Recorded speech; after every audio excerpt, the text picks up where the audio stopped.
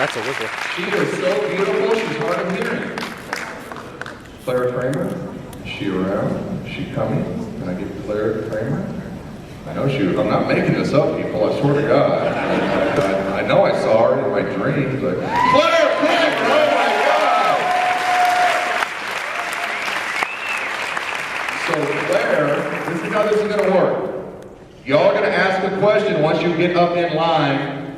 Once you get up in line, no one's in line, and Claire is gonna repeat the question for Stan, because Stan doesn't hear so good over this PA system.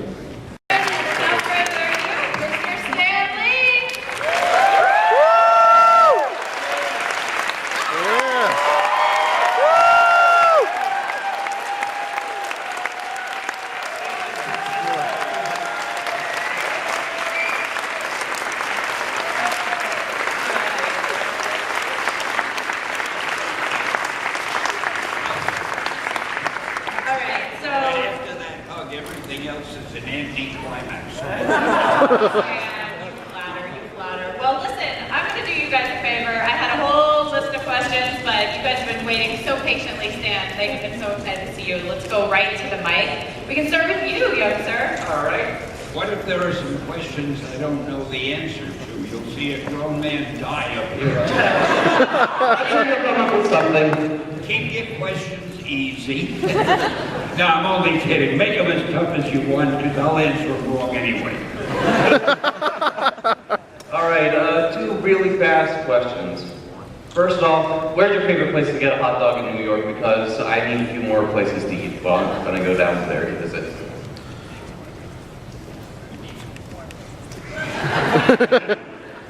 Well, my favorite restaurant used to be a place, and they cut it called Nino's, and they went out of business years ago. So I don't know what to recommend, but when you come to Los Angeles, I can always tell you a few good places. Alrighty, and I have a delicatessen called Nate Now, and the food may not be good, but it's inexpensive. Second question? what were you doing in The Stand? The movie The Stand. I still have yet to figure that out. What are we doing? What? Oh, the Stan movie. The movie about me, my documentary. Well, they're trying to decide whether to give it an Academy Award or a Nobel Peace Prize. I like your attitude. Actually, we made this documentary, which embarrasses the hell out of me, but they insisted on doing it. And it's the story of my life, which everybody knows anyway, but there are a lot of shots of my wife in there, which most people haven't seen. And that dresses up the movie a little. And I don't know, it's going to probably play on TV, and it'll play on the internet, and in some selected theaters. See, people always say, it'll be in some selected theaters, which means they couldn't get it into most of the theaters. But you'll see it advertised pretty soon, and if you have nothing better to do and you want to see something about me you didn't know, but my life has been an open book. I don't even know what questions you could ask. Everybody knows more about me than I know. It's getting embarrassing. Is there anything that we don't know, Stan? No, what you see is what you get, so you might as well leave now. That's part of the appeal. Okay. Why am I sitting down? Oh, man. Closer to me, Stan. That's great. Okay, we'll go over to this mic now, sir. Hello, can you hear me? Yes. Check, mic check. First of all, thank you for coming here to Wizard World, Philadelphia. With the Activist Network, and we named a project that you did the Anime of the Year in 2010, that being Hero Man. I was wondering if you could talk to us a little bit about your involvement in the Hero Man franchise and when we could possibly see it dubbed here in America. See, not only does she dress up the place beautifully, but I don't hear as well as I used to. So she tells me what the hell it is that you said. So keep your questions short, because she doesn't have a good memory.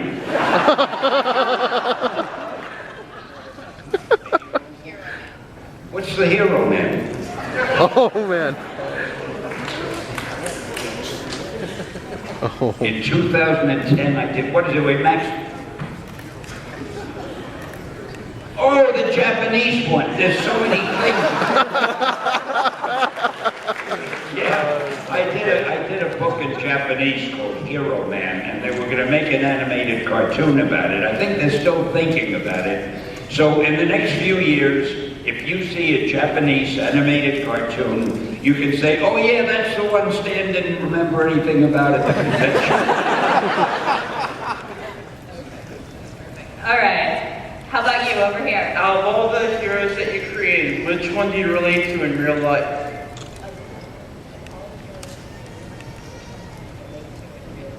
Oh, I relate to all of them because there's a little bit of all of them in me. The grandeur and the wonder and the power and the charisma. I mean, it's Yeah. I think I'm going to leave now because I see there are a few empty seats in the audience. I never speak to an audience where there are any empty seats. Yeah, next time I'd like you to do better. Okay.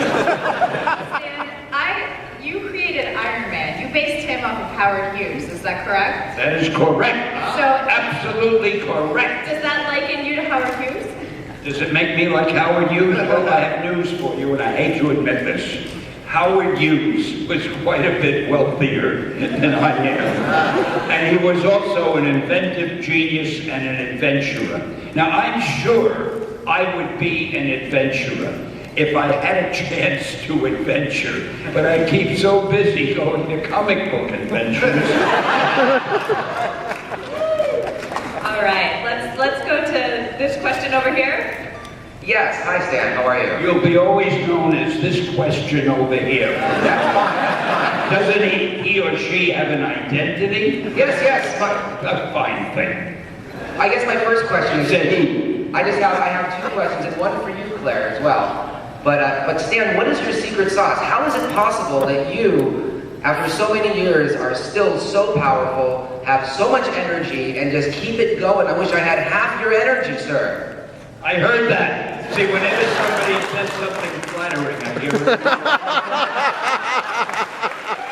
No, it's funny. Some voices are on a range that I can understand. Some of them, when they talk into the mic, it sounds like this. I hear the sound, but I don't feel it.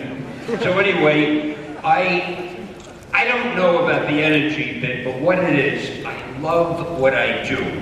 I love being with the fans. I love writing comics. I love doing movies. I love being... Yeah. How could you not be having a good time when you're with the kind of people that you're crazy about, and they're all as enthusiastic as you are about all the things that are going on, whether it's movies or television or comic books or the internet. It's all so exciting that, I don't know, it's not like you're working. I feel like I'm playing all the time, especially when you're on the stage with someone like this. You mentioned the internet. How has technology changed the process of creating? Has it changed anything for you, or? Well, I don't think technology has created the process of creating. What it's done, it's allowed the things you create to be presented in so much a more exciting way. Now, for example, we could not have done the Avengers movie 20 years ago. There's no way all those things could have been seen on the screen. So technology is making entertainment more exciting. And I might add, speaking of entertainment, I'm going to get serious for 1 minute, which is not typical of me. Most of my life, my early life, I was a little bit embarrassed because I wrote comics, because I felt, you know, there are doctors treating people, and there are people building buildings and bridges and flying airplanes, and I'm writing these stupid comics. And little by little, as the days and the years went by, people would say, gee, I enjoyed this story, or I loved that story, blah, blah, blah. And I began to realize that entertainment is one of the most important things in people's lives. Most people do not live. Thank you. Well, sir, I just wanted to say you are absolutely absolutely an inspiration for me, and hats off to you, and thank you so much for being you. And I wanted to maybe everybody give him a round of applause.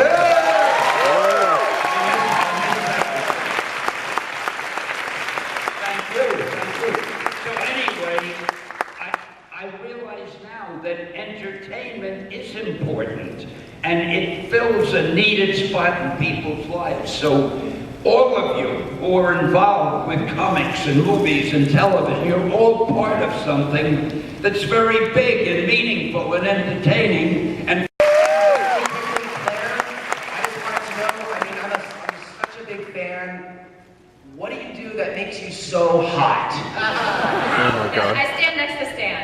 Yeah.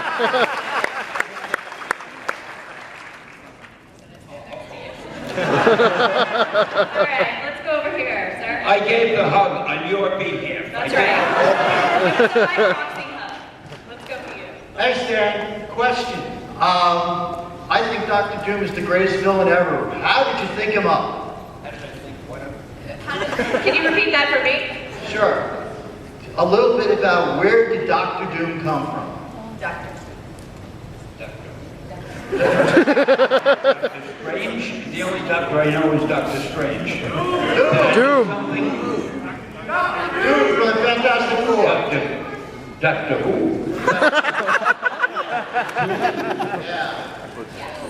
Is there a Dr. Doom? Max, come here. This guy is my walking encyclopedia. What?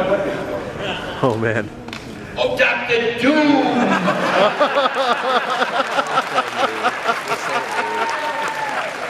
I'm just teasing you. I like to watch her look confused. What was the question? Hey, another thing. I don't know if it's my hearing, but it sounds to me like every question is coming from over there. Is that the case? Are any of them? This one It was came over from here. there? Yes. And I'm looking that way. What about it? Tell you about him? Okay. Dr. Doom has long been my favorite villain.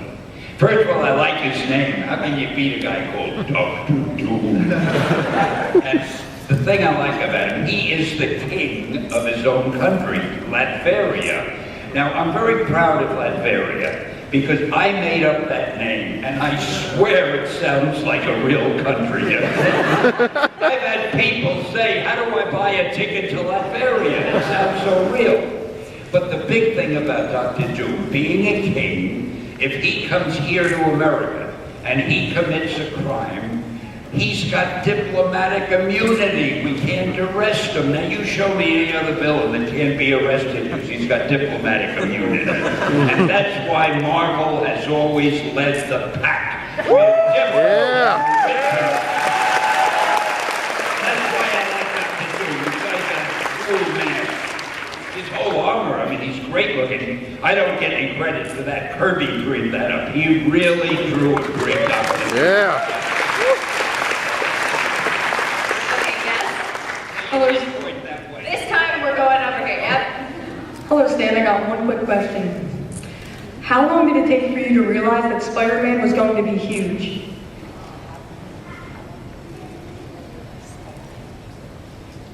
As soon as the fan mail started coming in, and as soon as the sales figures came in, you know, my publisher didn't want to do Spider-Man at all. He thought it was the worst name for a book you could ever get. He said, people hate spiders. You can't call the hero Spider-Man. So that's the reason I stuck Spider-Man into Amazing Fantasy when we had produced it. Because we were going to kill the Amazing Fantasy book. Where you're going to kill a book, nobody cares what you put in the last issue. The book is going to die anyway. So to get it out of my system, I threw Spider-Man in there. And about a month or two later, when the sales figures came in, my publisher said, you know, Stan, that character Spider-Man of yours that we both liked so much. And that's how a legend was born.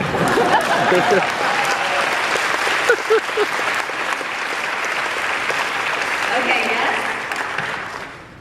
Thank you for coming, Stan. You're welcome. Is there a Marvel comic or Marvel character that you want to see as a major motion picture that other people at Marvel wish you would just let go of?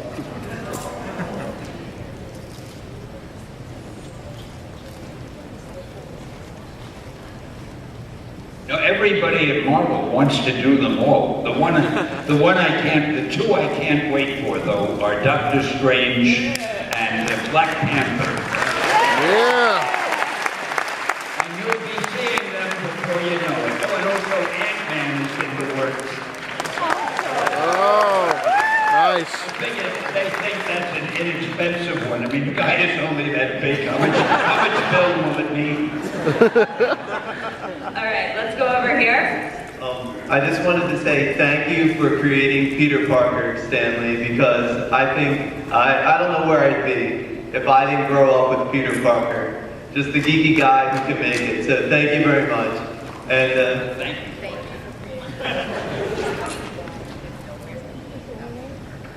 Yeah, I didn't either. I kind of like Peter Parker, and the thing I liked about him was what my publisher hated. He not only hated the idea of calling him Spider-Man, but he said you can't have a hero who's a geek and who isn't that popular, and he's not that great looking, and girls don't like him. Stan, don't you know what a hero is? And he argued with me all the time. Until the sales figures. They said, we need more geek heroes. And my question is just real quick. Which Spider-Man villain that you didn't create do you think, damn, I just wish I created him? Something about Spider-Man.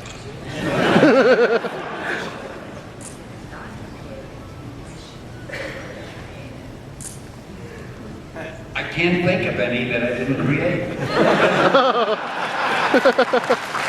you name them, I'll let you know. Thank you. Thank you, and Excelsior, Stan. Excelsior. Excelsior. Do you all know what that means? It's from an old English saying, which means, and it's very apropos, it means upward and onward to greater glory. What could be better, huh? Yeah. Dan, do you have a definition for hero? Stanley. Yeah. Yeah. I think a hero is anybody who just does something good when he's faced with a choice. Am I going to go on the dark side, or will I go on the right side and do? When you have a choice between the good and the bad, you pick the good, you're a hero. And it doesn't matter if you're a nurse working in a hospital, if you're a prize fighter, if you're a scientist, or if you're the President of the United States. The one who does things that are good is a hero. The ones who does things that are bad reads DC Comics. Oh, man. Oh, man. I was wondering what your thoughts were on seeing two of your most popular creations go at it in Avengers vs. X-Men.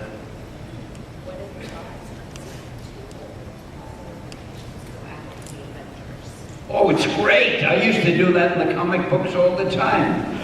I'd have the Hulk fight Iron Man, or Spider-Man fight the Fantastic Four, or I fight her, it doesn't matter. It's always fun when heroes fight each other, and of course I did it out of laziness. A new book would be, you know, these books were published every month, and we had, I don't know, 8 or 10 or 15 of them a month, whatever it was. It was a little hard to dream up a new villain all the time. So being a lazy guy, I'd say, well, I can't think of a villain right now, so I'll just let a couple of the heroes fight each other. You can always find an excuse, and that's how it happened. And all of a sudden, I realized people like that. It's kind of fun. The thing that I get very often, a fan will come up and say, in great seriousness, who would win if the Hulk fought Thor? I want to know. And I always would say it depends on who's writing the story. But people seem to love that business of heroes fighting each other, and who am I to go against what people want, right? Exactly. All right, let's go over here. Stan, I want to ask, what was it like working with Jack Kirby during the early days of Marvel? Oh, it was great. Jack was so good. What he was an artist, but he was also a story writer with pictures. He and I would discuss what the story should be, whether the book he was working on. And we just talk for, either I'd write out a little outline, or we would just talk about it for a couple of minutes. You know, I might say something like, in the next Fantastic Four, why don't we have Dr. Doom kidnaps Sue Storm, and he takes her to Latveria, and the Fantastic Four have to rescue her, and here's how they'll rescue her. And that would be all I'd say. Now, he had to fill up 22 pages with just that. And he made up most of the little incidents. And then he would send me the 22 pages of artwork with all those drawings beautifully done in pencil. And I would put in all the dialogue balloons and the captions and the sound effects. I'd write them all in. And looking at the drawings that he did, it made it such fun for me to do the dialogue, because if I'd see a face like this, I knew the guy was scared. So it was easy for me to put in some masterful bit of dialogue like, and then the book would go out. So anyway, it was a great collaboration, but I was lucky. All the artists at Marvel were the same way. They were all visual storytellers. Gene Colan, Steve Ditko, John Romita,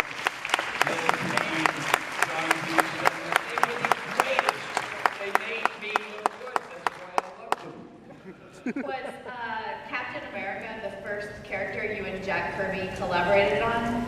It was the first one I collaborated with him on, but I did not create Captain America. That was created by Joe Simon and Jack Kirby. And when I came to work there, that was the one superhero script they had that meant anything. And I was given that to write after a few months. So it was wonderful, because I had read it as a civilian. And now I'm working in the place and I'm writing the stories and working with Jack. So that was terrific, but that was the first one I worked on. Okay, let's go over here. Hi, Stan. That's not literally true. We're not going over there. What she means is, I don't want you to think you're leaving the stage. I'm a huge Spider-Man fan, and I think I speak for a lot of people here when I say I try to be half the man Peter Parker is. And I want to know from you, what do you think it is about Peter that makes people love him and want to be with him or sympathize with him? Well, you can reduce that to 10 words. What do you think makes people sympathize and relate to Peter? Oh, I guess the fact that Peter Parker is not your typical hero. He has problems. He worries about money. He always has love problems, or at least he did when I wrote him. And he's a guy who he's tortured in many ways. He doesn't always want to be a superhero, but it has been thrust on him. And I think people can relate. See, when I was writing him, I had everything go wrong. In one story, he'd have an ingrown toenail, so it was tough for him to run around. Whatever I could think of to make things difficult for him. And the thing I love best, there'd be a time when he had an old Aunt May, and she was always ill and half dying. And there'd be a story where Aunt May needed a medicine desperately, or she expired. Now, the medicine was at a pharmacy at that side of town. But at the same time, whoever the supervillain was is about to destroy half the city on that side of town. And Peter can only go to one place at a time. So does he go to save his Aunt May, or does he go to save the city? And how do we get him out of that dilemma? So I think by doing that sort of thing a lot in the stories, it made people relate to him. Because most people have Well, they don't have to save the city, maybe, but we've always got little serious problems, like, should I go to the movies with her, or should I go to work this afternoon? What to do? Okay. That was a kind of strange answer. I don't know if I really answered it. They all forgot the question by now, anyway. Yes. Hi, you've always been my role model, and I always wanted to shake your hand. But which is your favorite superhero?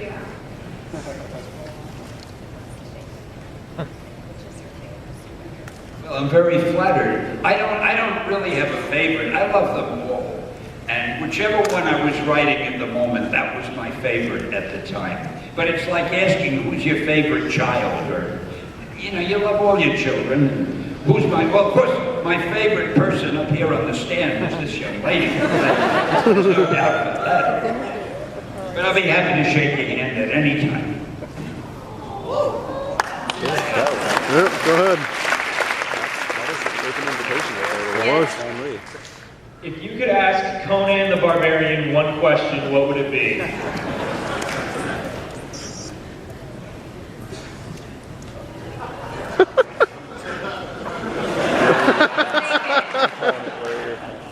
This is a picture of Stan thinking. Why did you stop having Schwarzenegger play your role? Because he's the only guy that did it right.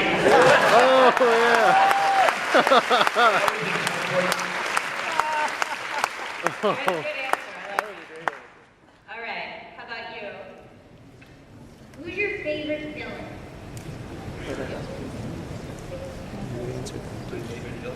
Dr. Doom, I mentioned that earlier. Okay, we have time for one more question. I'm so sorry, guys. Just getting started. We just got the sign. Time's up. I know. Don't shoot the messenger. It's her, not me.